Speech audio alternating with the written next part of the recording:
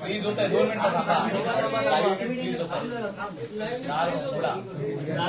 बघा प्लीज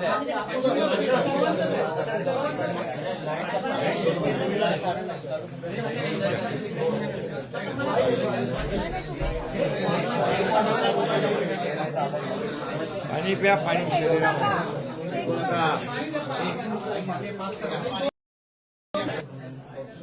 खरं म्हणजे बच्चूभाऊ तसे जुने मूळचे शिवसैनिक, बाळासाहेबांच्या नेतृत्वाखाली काम करणारे शिवसैनिक, आणि गेले 25 वर्ष ते प्रहार संघटने, सामाजिक संघटनेचं काम करतायत.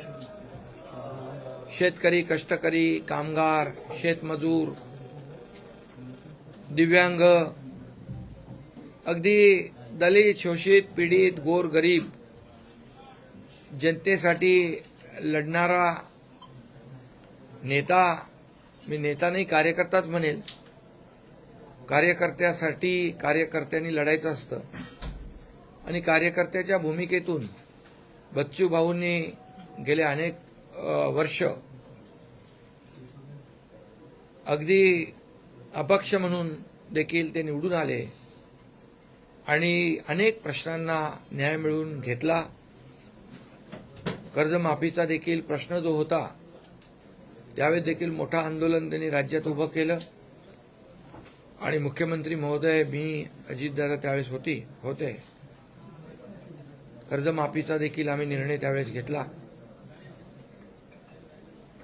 कमिटी नेमली आणि झालेल्या विधानसभेच्या अधिवेशनामध्ये तो जाहीर देखील केला. त्यामुळे दिव्यांगांसाठी देखील अनेक आंदोलनं त्यांनी केली. अगदी सर्वसामान्य सर्व घटकांसाठी रस्त्यावर उतरून लढणारा म्हणून, नेता म्हणून त्यांची ओळख आहे, एक लढवय्या नेता म्हणून. आणि म्हणून बाळासाहेबांची शिवसेना, बाळासाहेबांच्या विचारांची शिवसेना, आनंद दिघे साहेबांच्या विचारांची शिवसेना ही त्यांना नवीन नाही आहे.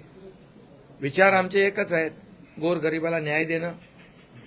मुद्दे आमचे एकच आहेत, सर्वसामान्यांना न्याय देणं.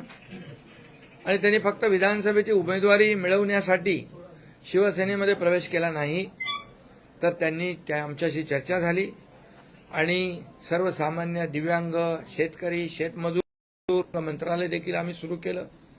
महाराष्ट्र हे पहिलं राज्य आहे दिव्यांग मंत्रालय स्वतंत्र निर्माण करणारं. असे अनेक निर्णय त्या काळातही घेतले. मुख्यमंत्री पदाच्या माझ्या आजही आपण आताच्या काळात, देवेंद्रजींच्या काळात देखील घेतोय. आणि त्यामुळे सर्वसामान्यांची बांधिलकी नाळ जुळलेला असा नेता आज शिवसेनेमध्ये आलेला आहे. त्यामुळे शिवसेना अधिक मजबूत होईल आणि त्यांच्या कामालाही बळ मिळेल.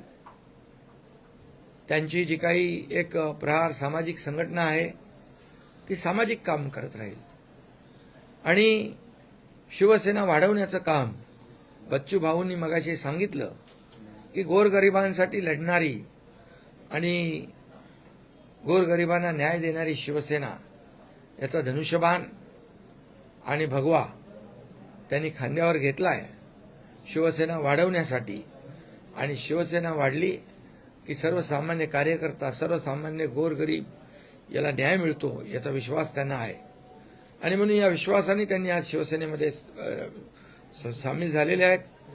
त्यांचा विश्वास सार्थ ठरवण्याचं काम आमचे सर्व लोक या ठिकाणी करतील असा विश्वास मी या ठिकाणी देतो. आणि आपल्या सगळ्यांना माहीत आहे की गेले अनेक वर्ष एकनाथ शिंदे राजकारणामध्ये सर्वसामान्य लोकांच्या प्रश्नांना न्याय देण्याचं काम केलंच आणि सर्वसामान्यांच्या पाठीशी उभं राहण्याचं काम देखील केलं. या महाराष्ट्राला पुढे नेण्याचं काम देखील आपण करतोय. आज शिवसेनेमध्ये तळागाळातले कार्यकर्ते, विविध भागातले कार्यकर्ते येत आहेत. हे खरं म्हणजे शिवसेनेकडे एक वेगळ्या आशेने, विश्वासाने लोक पाहत आहेत. आणि म्हणून मुद्दे घेऊन, विचार घेऊन या ठिकाणी बच्चूभाऊ आलेत. मी त्यांचं पुन्हा एकदा स्वागत करतो. त्यांना मनापासून त्यांच्या पुढच्या वाटचालीत शुभेच्छा देतो. विधान परिषदेसाठी अवघे फॉर्म भरण्यासाठी अवघे 2 तास उरलेले आहेत. शुभमचं नाव जवळपास निश्चित झालेलं आहे. दुसरा उमेदवार नेमका कोण हा सस्पेन्स अजून कायम आहे. तो नेमका कोण आहे आणि हा सस्पेन्स लवकरात लवकर आपण किती वाजेपर्यंत आहे? 3 वाजे शेवटचे 2 तास होते. मग 3 वाजेपर्यंत आहे. तुम्हाला तिकडे लगेच 3 वाजेच्या आत कळेल. सर घोषणा महत्वाची आहे. महाराष्ट्राचं लक्ष लागून राहिलेलं आहे. शिवसेना दुसरा उमेदवार कोण देतं याकडे सर्वांचं लक्ष आहे. तुम्हाला आताच सांगून टाकू काय? हो. एक आहेत आमचे बच्चू भाऊ कडू आणि दुसरे आहेत नीलमताई गोरे. हे दोन्ही लोकांचे आता आम्ही फॉर्म भरू. काल संध्याकाळी सर्व पदाधिकारी आम्ही बसून या ठिकाणी निर्णय घेतला. नीलमताई देखील उपसभापती म्हणून त्यांनी अनेक वर्ष चांगलं काम केलेलं आहे आणि विधान परिषद सभागृहामध्ये अनेक उपक्रम देखील त्यांनी राबवलेले आहेत.